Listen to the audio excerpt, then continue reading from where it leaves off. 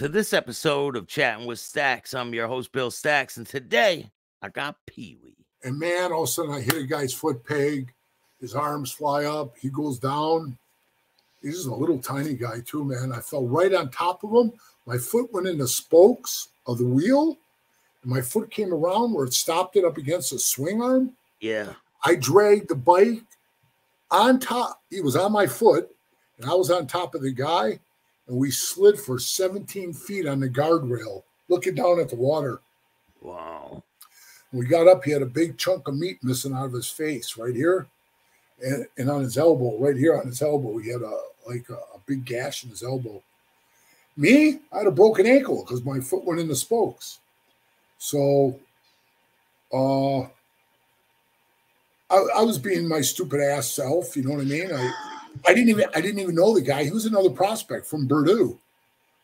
And I looked at him, and he looked at me, and I went, whew. Thank God we were wearing helmets. Oh, man. You know, I was being a smart ass, bro, because I didn't know what to say to the guy because I just crushed him for like 17 feet.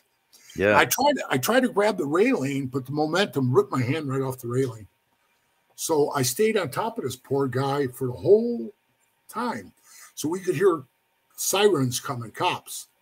And he looks at me and he goes, I got to go. I don't have a driver's license. I said, okay. So I got my foot out of the spokes. I'm standing up now, trying to straighten out my handlebars.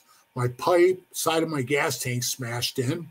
I had to readjust my throttle cables because when I went down, they crimped. It was like, full bore. Oh, so man. I had to unscrew them, loosen them down, so I got the throttle working. And I sat on the bike, and my ankle's killing me, bro. It was like this big around, Throbbing. Poof. Oh, right? man. Yeah, I didn't want to untie my shoe. I had these high up, like work boots on. Yeah. And I was like, man, I'm not taking my foot out of that shoe. And then I was sitting on the bike, and this guy who's a member, he's a member now, Big Jerry, he was a good friend of mine. And he pulls up next to me. He goes, you okay, Wee? I go, oh, my ankle's fucked, man. And he goes, the cops are coming. They pull right up, and they said, hey, is there an accident here? And we said, yeah, somebody over there, because all the people, were watching. They're all standing there. So the cop goes over to see what's going on, and we turn around and we take off. And then we get back to the hotel, and that's when I was in San Francisco for that world run I told you about where I got yelled at. Yeah. Oh, I got yelled at again, bro. Because of the accident, right? Yeah, he says to me, what the fuck? Well, you know what? I was going to put your bike in the back of the truck because they had a truck following us. He goes, but you could ride that son of a bitch. My ankle was fucked, bro. He goes, you could ride that son of a bitch all the way back to Minnesota. And I had to. Yeah. Wow. On a broken ankle? Yeah. Dude, when I put my foot on the brake, I was grinding my teeth like, because, I had to push the brake.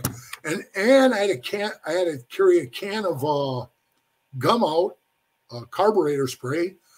Kept spraying it on my fucking rotor to keep the oil off of it. Oh, my God. And my coil wire came off when we were going through the salt flats. And you know how hot it is there, right? We're going through the salt flats. Pack just keeps going. I pull off the side road. Nobody stops with me. Thank God I figured it out. I seen the wire off the top of the coil. I had a Leatherman on. I pulled it out with the little pliers. I unscrewed it. I put it back on there. And I jumped on the bike. I poured some oil into it. I had to carry oil in my saddlebags because you know how much I was going through. I take off. I'm doing like 120 trying to catch these guys. I catch up to them, man. My light comes on my dash saying oil, oil, oil, oil, I was thinking in my head, fuck it, I hope it blows up. You know what I mean? Because then I can't ride it. Yeah. So that son of a bitch wouldn't blow up, bro. It wouldn't blow up. So I pulled in the gas station, and they only take like 3.5 quarts of oil, and that's what it took, 3 quarts of oil. So, it was empty. It was empty. It was empty, bro. And it was kind of funny because Jimmy was another prospect he was with, and him and Pat clashed all the time. And before we left, Pat says, "Check the straps, Jimmy. check the straps on the trailer, make sure the straps are tight. And he goes, yeah, I did. He goes, I just told you to check them again. Check the straps. I checked them. They're good. He goes, check the fucking straps. So Jimmy goes over and checks them. So it's kind of funny, bro, because we would like play these stupid little games, right? So we go into the men's room at a gas station, and we're standing at the urinal. It's me, Jimmy's over here, and Pat walks in, and he goes over here on this side. So there's all three of us at the urinal, right, taking a leak. Yeah. And Jimmy nudges me with his elbow. He nudges me. I look over at him, and he goes, like, just watch this. You know, and he's laughing. Hey, Pat. Pat looks at him and goes, what? And he goes, I just want to say I'm sorry that I was wrong and you were right about the straps. And he goes, hey, you know what? Go fuck yourself, Jimmy. Yeah, it was good, bro. It was good. And then Pat walked out of there, and me and Jimmy just like slapped each other right when I left. I said, man, you know how to piss him off. And then Jimmy was driving the truck, the bastard. You know what I mean? Because his bike blew up. So all of a sudden, when we walked outside, Pat turns to me and he says, you know what, PeeWee? You'd be lucky if you make it in this club. He says, you're about as bad as that other dumb son of a bitch in there. You know, and I was thinking, what? So, I mean, it just, bro, it was like from one extreme to the next. Every day was like, oh, what's going on today? And he tells us, you know, you guys, when you work together as a team of prospects, then we know, Billy, that your team belongs with our team, and then we're one team. Yeah. So when we see you guys working together as a team, that's when we're going to make you members. Okay. I go to breakfast with Pat. I'm sitting there eating breakfast with him, and he says to me, hey, stay away from Jimmy. And I go, why? He goes, he's bad news. Stay away from him. You can get yourself in a lot of shit. So see, I mean, it was like contradicting him all the time, bro. Yeah. So I'm prospecting with you, but I can't talk to you or hang around with you because you're bad. I don't know what bad you were, but you were bad. And Jimmy was just funny, man. And one time we're sitting there, and I told him, I said, hey, Pat told me to stay away from you. And he goes, don't you get it? Are you stupid or something? I said, but what? He goes, Pat's a genius. I said, how do you figure, Jimmy? He goes, he knows how to work people. Like he'll go over and tell Billy, hey, you know, PeeWee said this, and you're like, well, that son of a bitch. And then he tells me something about you, and I'm like, that son of a bitch.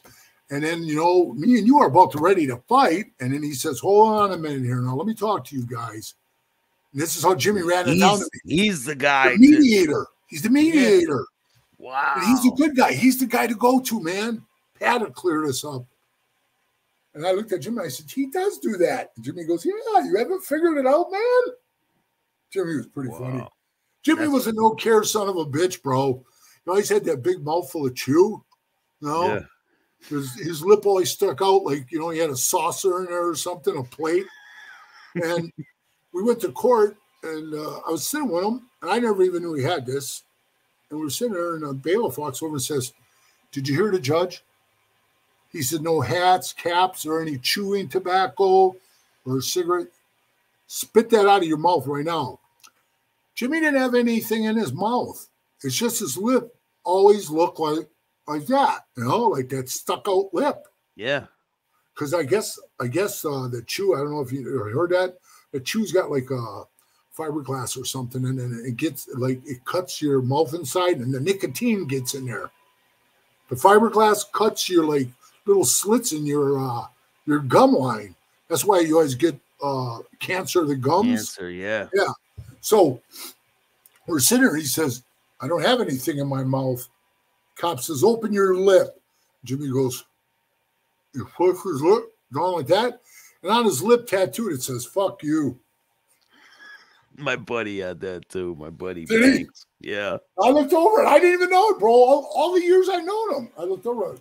I didn't even know he had that. Cop goes, yeah, that's cute. That's cute.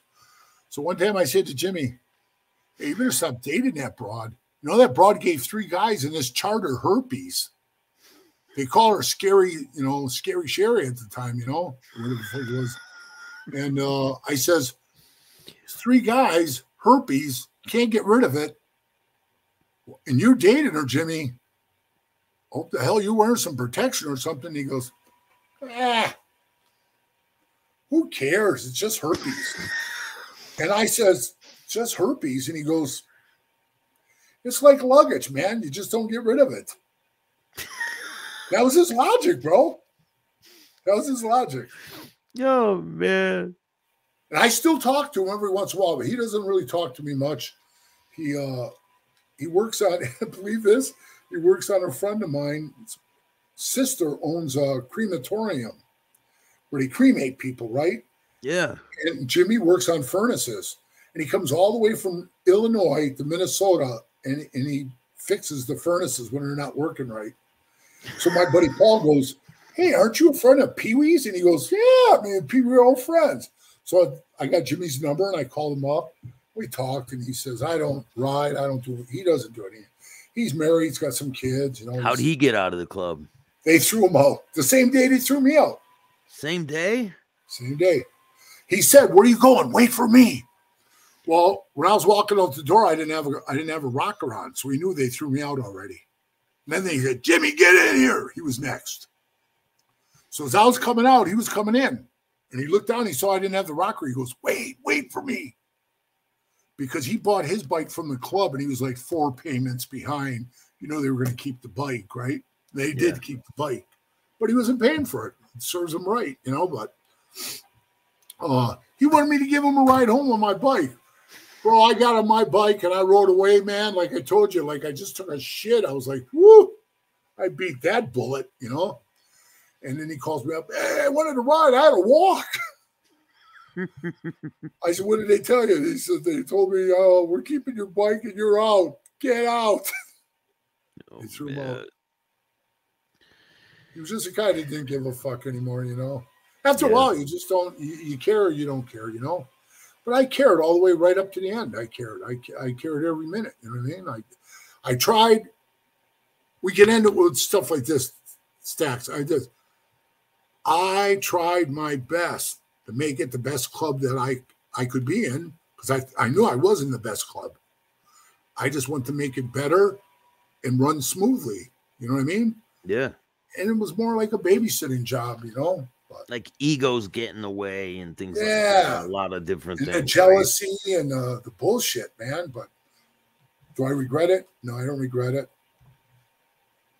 I love being Hell's Angel, and I just hate seeing what's become of them. You know what I mean? They can do better.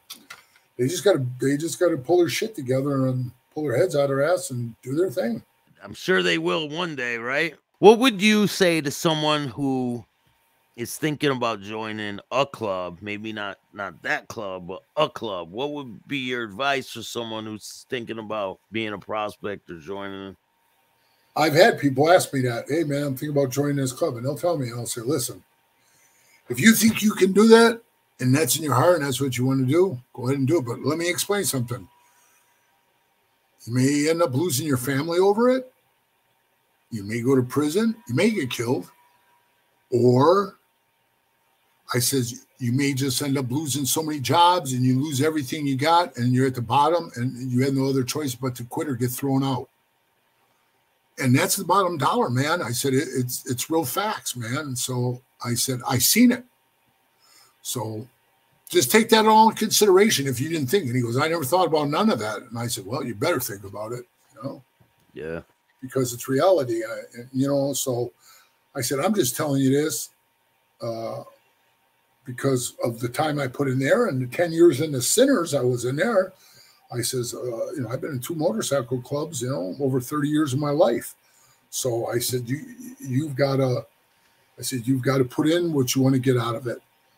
That's basically what it is, you know. Thank you, man. You're welcome, bro. I appreciate you. We'll do this again another time, and I'll have a bunch more questions for you.